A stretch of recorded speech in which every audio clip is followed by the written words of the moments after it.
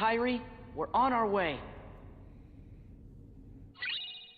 Okay, we got secret answer report number 3. Okay.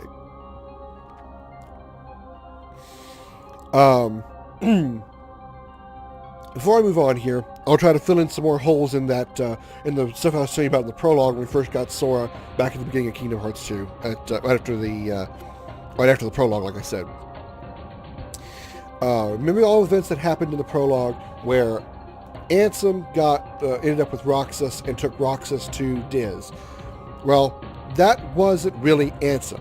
That's Riku appearing as Ansem, because, as we just heard Diz say, Diz Ansem the Wise, that is. Riku lost the fight against Roxas. He found Roxas and they dueled and they lost the fight. That was the scene where you see Riku say, "Why? Why do you have the Keyblade?" Well, after that, we'll see a continuation of that fight in this cutscene a little bit later. So a little bit of spoilers for a future cutscene. But this is going to be a cutscene. It's going to be a final mix only cutscene. So if you're playing the original PlayStation 2 version on the PS2, original PlayStation version of the PS2, right? Sorry, the original Kingdom Hearts 2 on the PS2. You're probably not going. You're not going to see this scene, so I'm going to explain to you anyway. Now, Riku knocks Roxas back down, and kind of knocks him down a little bit. Roxas gets back up, and defeats Riku again. Is able to injure Riku again. And so, in order for Riku to truly defeat Roxas, he's got to tap deeper into the darkness within him, and by doing that, he transforms himself. Riku does into the appearance of Ansem Xehanort, the Ansem of Xehanort's nobody, or Xehanort's heartless, rather. Sorry. So that is how Ansem ended up. What we see is Ansem Xehanort's heartless bringing Roxas to Diz to put him in the simulated town, is because that was actually Riku the entire time. Riku transformed his appearance into Ansem the Heartless in order to defeat Roxas and bring him to Diz. Remember when Diz said that, or Ansem earlier talking to Mickey, Ansem the Wise had said that Riku introduced himself as Ansem and he could only laugh to hide his shame. Remember when he said, in the cutscene back in the prologue, he asked the guy in the cloak, perhaps you can tell me your true name? He pulls off his hood, revealing Ansem's face, and he says, "My name is Ansem," and Diz just laughed. That's that part he was talking about. He was talking about that's where he had to hide his shame, because he knew that was Riku changed into Ansem in order to complete his task of bringing Roxas to Diz. So if you're a little confused about all that, I hope that kind of makes sense a little bit. Again, we'll see the whole how Riku changed into Ansem the Heartless, Ansem Xehanort's Heartless, in a future cutscene that's coming up kind of soon. But again, that's a final mix only cutscene. So if you're playing, like I said, on the original PS2, you're not going to see it. Okay, with that done, I'm going to go back and throw down a save. I need to check my recording real quick because I've been having some issues with it in the last few bits. So I'm going to throw down a save, and hopefully don't have to do any of this fight again. And I'll be right back in just a second. Alright, I'm all saved up and ready to go. Everything seems to be looking good on my recording setup and everything, so let's get going. Let's go back to the way we were, to the Hall of Empty Melodies. And we'll just go right straight across here. Don't have to fight Xigbar again. By the way, they don't ever say the names of some of the organization members, but that guy there was named Xigbar. Okay, we're now in the area where I can use auto form first of all. Actually, no, because these are nobody. He's not heartless, so it's not going to do me any good. Oh no, I need hits. That's right. Wisdom form requires heartless kills, but this just requires me hitting enemies. Okay. Anyway, we are in the area where Roxas where Mickey and Diz had a conversation earlier, and we got a new ability Sora did called Once More, which is a defensive ability essentially. That is right there. It ensures 1 HP remains after taking damage from a combo.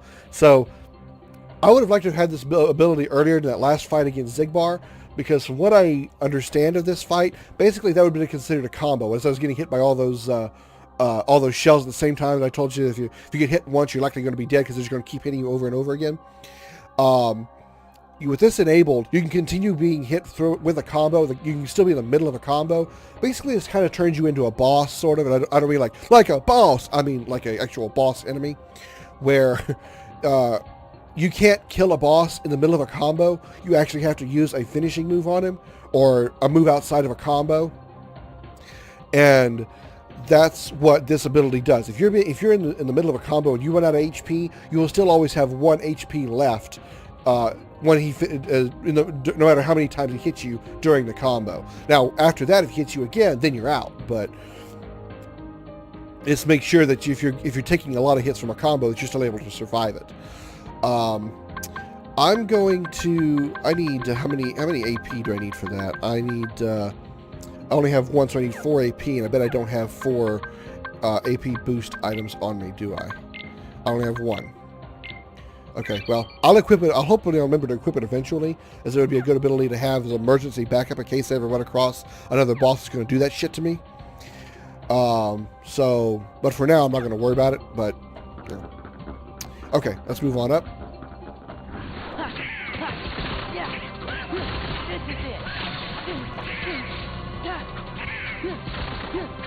Dual stance. The end. And I win. Let's go over here and grab this. Or Shulkum. Nice. And this chest here. For Mithril Crystal.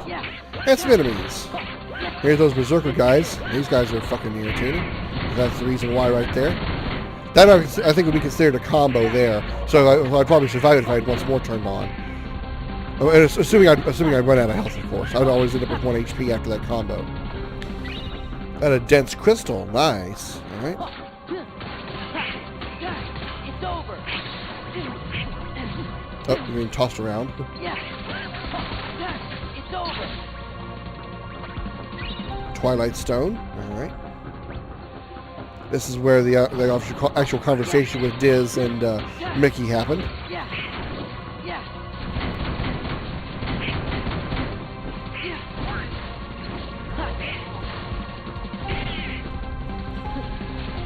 Alright, that one's dead. Oh, out of MP, that's alright. He's going to be out of HP soon enough. There we go. Okay. Let's head inside this one. And we get another cutscene.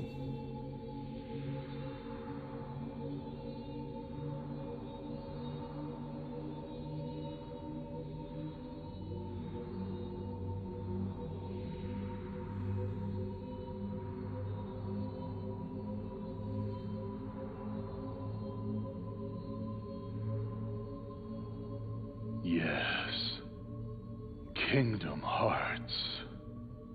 Rejoice and feast on these hearts we offer. Shine your pale light on this empty realm. Share your power with all nobodies. The lip syncing is right, but it's out of sync with the voice. Xemnas, is Kingdom Hearts ready? Very soon. Then I can end this charade? Indeed.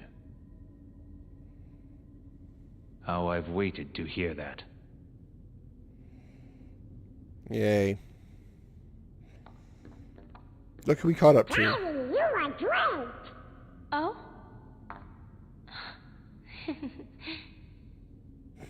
Being all shy about it. You are different, Kairi, but I'm just glad you're here. It's called 1 year older. You and Riku never Sora. came home, so I came looking for you. I'm sorry. Apparently Sora has issues with hugs. Remember how he seemed awkward when Tron was hugging him? God damn, Sora's got some huge hands. Both his hands are completely around Kairi's upper body. Or that is, she's really tiny. It's gotta be Sora's hands. Wait, Ansem! I mean, Xehanort's heartless. I never thought for a second that I'd ever see you again. Just thinking about all the things you did makes me really mad. But you saved Kairi, right?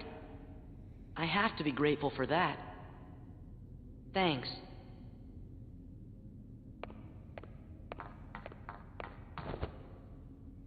Riku, don't go! Oh? Kairi, what did you just say? Riku. I'm no one, just a castaway from the darkness. Also voiced by Richard Sora, Epcar. come here. In case you recognize the name Richard Epcar, he voiced Ziggurat 8 from Xenosaga 1. You probably more than likely know him as Raiden from Mortal Kombat, the Mortal Kombat 9 and 10. You'll understand. Same voice actor. Close your eyes.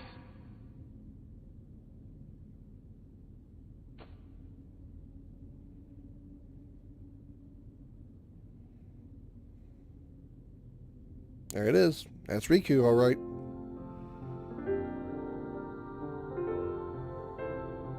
I realize Riku has more like bluish hair in Kingdom Hearts 2 than he had whiter hair in the first game. Didn't he? Wasn't a little more white?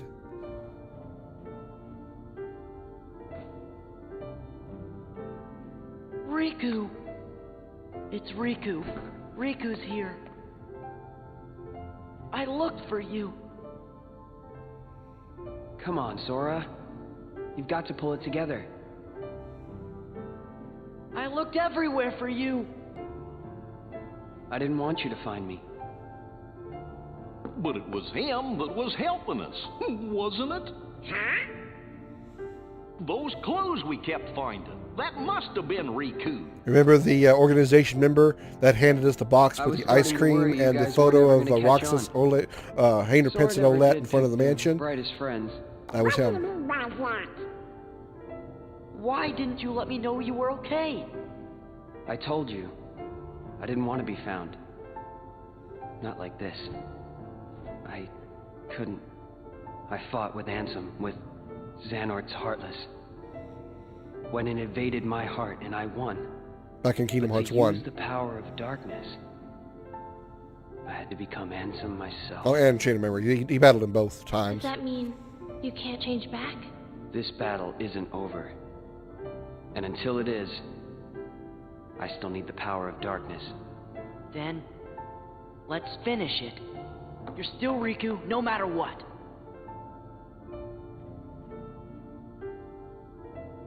So how about it? Think we can handle one last rumble together? The king's waiting. Yeah, let's get going.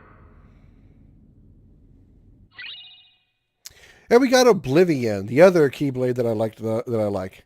Has great strength and allows the drive gauge to restore quickly during MP charge. I will definitely be utilizing that one on the main hand. I think also because that is a higher strength stat than the current weapon that I'm using. One thing I got to say about that scene, which I mean, it's because they're two different. You know, he has two different feelings for those two different people. But I noticed that he seemed a lot more emotional about seeing Riku again than Kairi.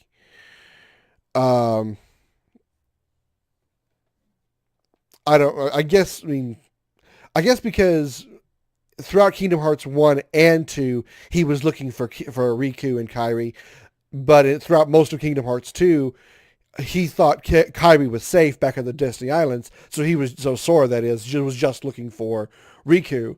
So he spent more time looking for Riku than he was Kairi. Even though eventually I had to go back and look for Kairi again, I guess a lot of stress was relieved when he finally did catch up with Riku after all that time. There may not have been as much stress because he thought Kairi was safe back on the Destiny Islands. I'm guessing because, like I said, he didn't shed a tear when he finally met up with Kairi again.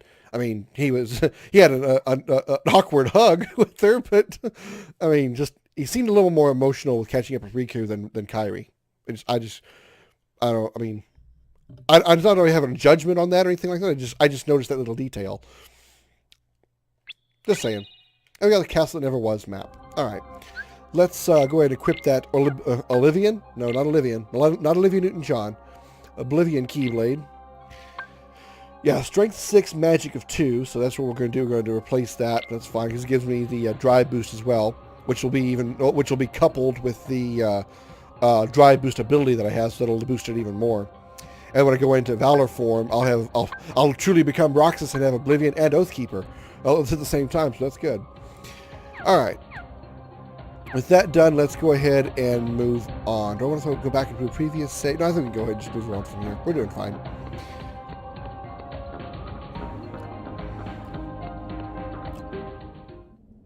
Again, the Kingdom Hearts 2 This spot should do.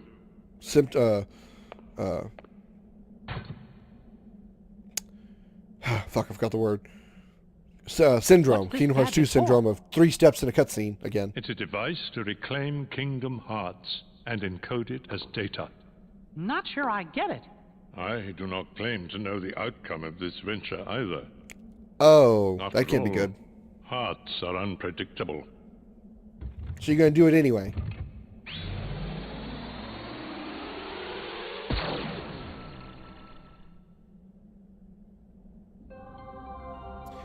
Okay, we're now in the area called Proof of Existence. This is the, I don't know what you would call this area, but this is essentially like the,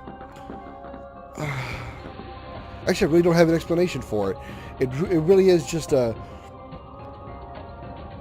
place, that's all I can really describe it as, a place where all the members of Organization 13, with the exception of Ansem, have their weapons and a seat of some kind here, or a door or something.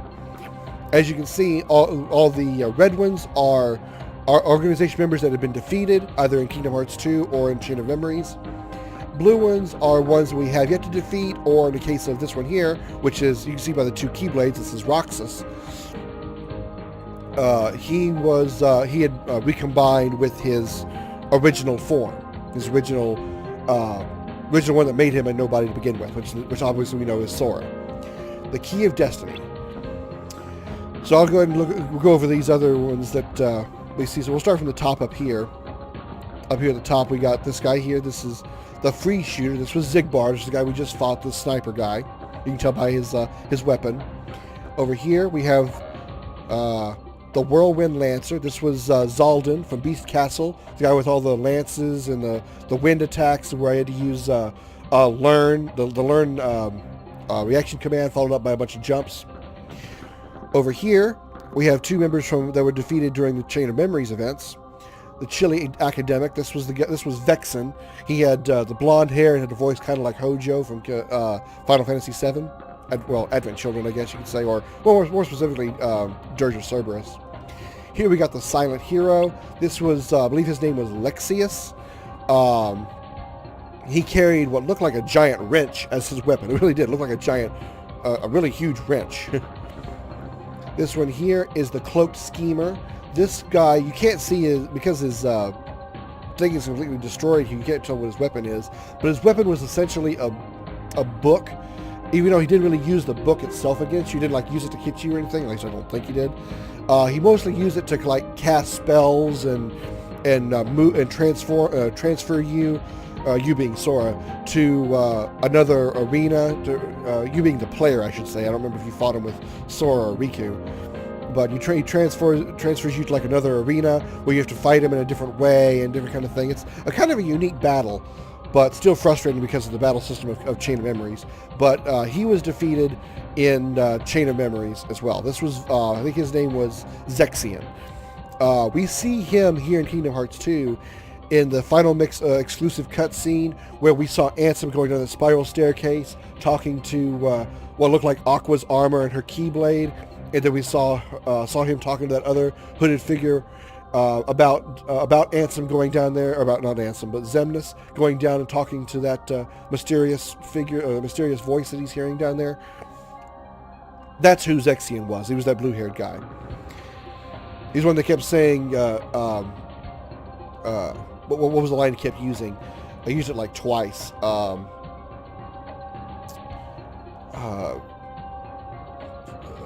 Fuck, I forgot what he said.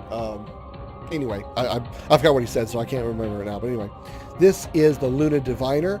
This guy is This is Syx. This is the guy with the blue hair, the X across his face. The guy that's been kind of, in my opinion, he's actually been antagonizing Sora more than Xemnas ever did, than Xemnas did throughout the game.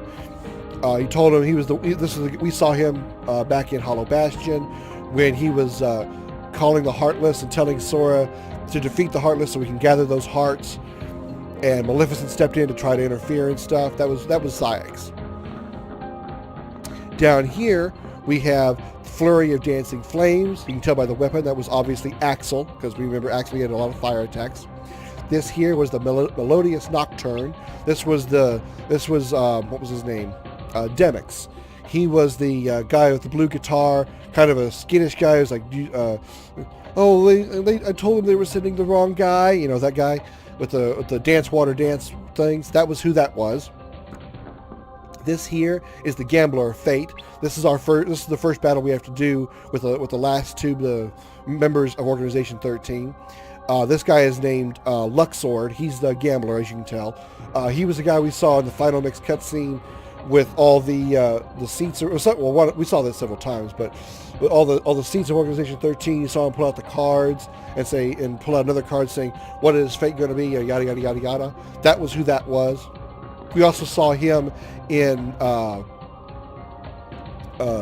Port Royal. He was the one who stole the chest with the Aztec gold and summoned the Heartless that required all the gold to be in the chest in order to actually do damage to him. That's who that was. This is the Graceful Assassin. He has the scythe that you see here. This was Marluxia. He was the one he was the head of Castle Oblivion in Chain of Memories, and he was defeated obviously in the events of Chain of Memories. This is the Savage Nymph. This was a lightning user that used also like little daggers in her fingers. This was the only female member of Organization 13 actually, named Larxene. I called her Bug Girl because she had like two little pieces of hair stuck up. It looked like little bug antenna to me, so I called her the Bug Girl. But, okay, outside of 358 in 2 days, I should say, is the only female member of Organization 13. In 358 in 2 days, in a few scenes that I've seen, there was a female member of Organization 13 known as Zion, I believe, or Zion, I'm not entirely sure. There's a big story behind her regarding Sora and his memories or something like that. I don't remember it in full detail. I think I read up on it in one of the games. I can't remember if I read up in it. I think I read up on it in the journals of Dream Drop Distance. I can't remember for sure where I saw it, but I saw it somewhere that there was another female member of Organization 13, but up to this point, there was only one, and that was this one here.